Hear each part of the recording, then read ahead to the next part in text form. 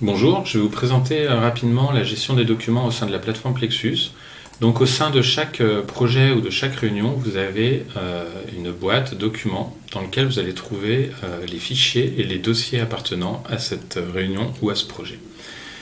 Alors, ici, à l'aide de cette icône, vous pouvez consulter directement ce répertoire dans le cloud. Ici, vous pouvez créer directement depuis la plateforme des documents Word, des documents Excel, des documents PowerPoint. Vous pouvez créer un compte-rendu à partir d'un modèle de compte-rendu quand vous êtes au sein d'une réunion. Et vous pouvez créer des dossiers. Alors, pour créer un document, il suffit de cliquer sur le format choisi, de lui donner un nom, de cliquer sur la petite flèche et le document est créé et ouvert automatiquement. Donc vous pouvez, une fois le document ouvert, vous pouvez choisir de l'éditer. Et vous allez retrouver dans votre boîte, sous Plexus, vous allez retrouver le document que nous venons de créer. Vous pouvez choisir de l'éditer en cliquant sur le petit crayon, de le télécharger, de le publier sur la Bibliothèque nationale de protocole ou de le supprimer. On va le supprimer. En cas de suppression, vous avez une petite vérification pour ne pas faire d'erreur. En cliquant sur les titres, on va vous proposer la fonction la plus pertinente en fonction du type de dossier. Donc si c'est de type de fichier. Si c'est un dossier, on va ouvrir le dossier sur le cloud. Si c'est un fichier éditable, on va vous proposer l'édition. Si c'est un fichier non éditable, on va aussi vous ramener sur le cloud. On va essayer celui-ci qui est éditable, donc il s'ouvre directement à l'édition. Et vous pouvez donc éditer votre document en ligne comme sur votre outil de bureautique préféré. Donc vous avez ici les options d'édition de votre document.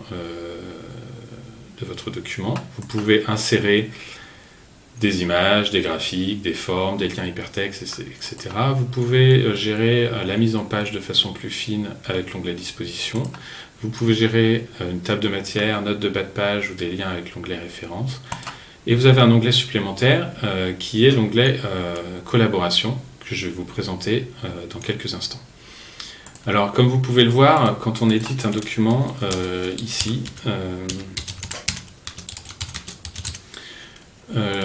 la petite disquette est ici reste grisée. On ne peut pas, en fait, on n'a pas à sauvegarder le document car il est sauvegardé en permanence et en temps réel sur le drive. Donc, pas besoin de sauvegarder votre document une fois que vous avez fait les éditions. Petite subtilité, je vous montrerai tout à l'heure, si vous avez changé le mode d'édition et que vous êtes en train de coéditer en mode strict, vous allez devoir sauvegarder votre document et là, cette petite disquette ne sera pas grisée. Vous allez pouvoir télécharger votre document dans plusieurs formats, donc dans le format Microsoft Office, PDF, OpenOffice, LibreOffice, etc.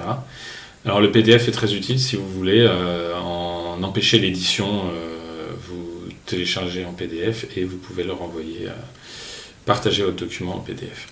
Vous pouvez aussi en enregistrer une copie directement sur votre drive, donc si vous voulez par exemple enregistrer cette version comme une version intermédiaire en PDF pour garder une trace de cette version et laisser les gens éditer par exemple le document en ligne, vous pouvez garder une trace en PDF pour être sûr que vous avez une version qui est non éditable. Vous pouvez imprimer votre document et ensuite il y a des paramètres avancés que je ne vais pas détailler ici.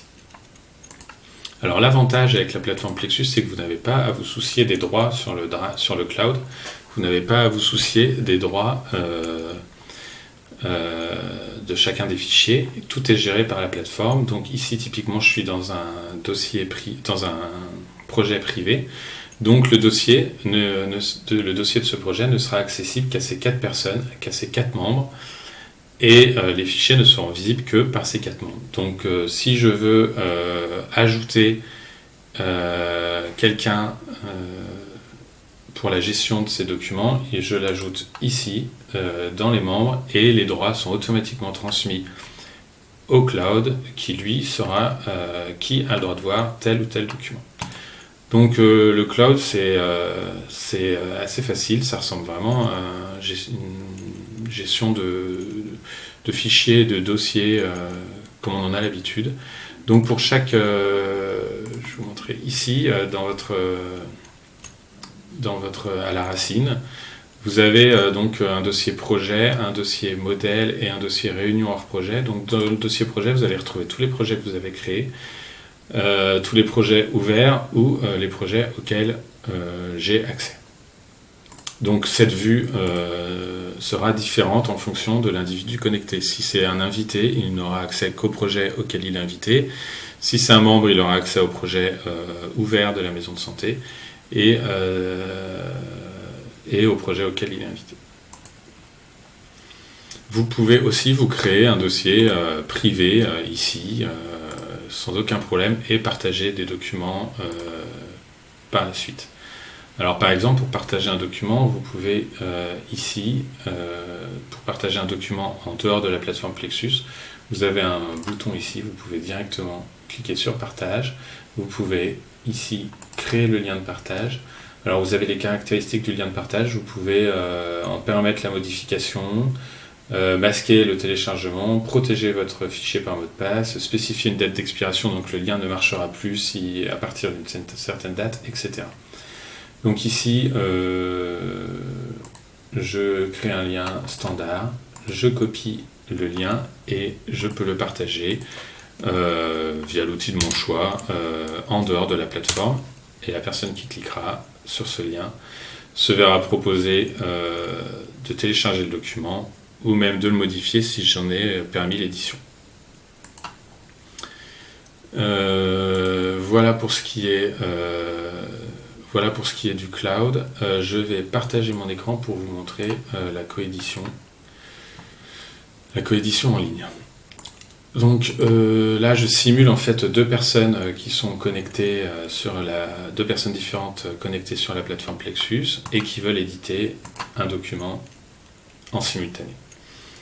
Donc, une fois le document ouvert, dans l'onglet collaboration, vous allez voir, il y a deux modes de collaboration, de coédition, la coédition rapide et la coédition stricte. Alors la coédition rapide, elle est très pratique pour éditer des brouillons, des comptes rendus pendant une réunion, etc. Chacun voit ce que chacun édite en temps réel. Donc vous voyez, là on voit qu'Yvon est en train d'éditer, on voit en temps réel ce qu'il tape.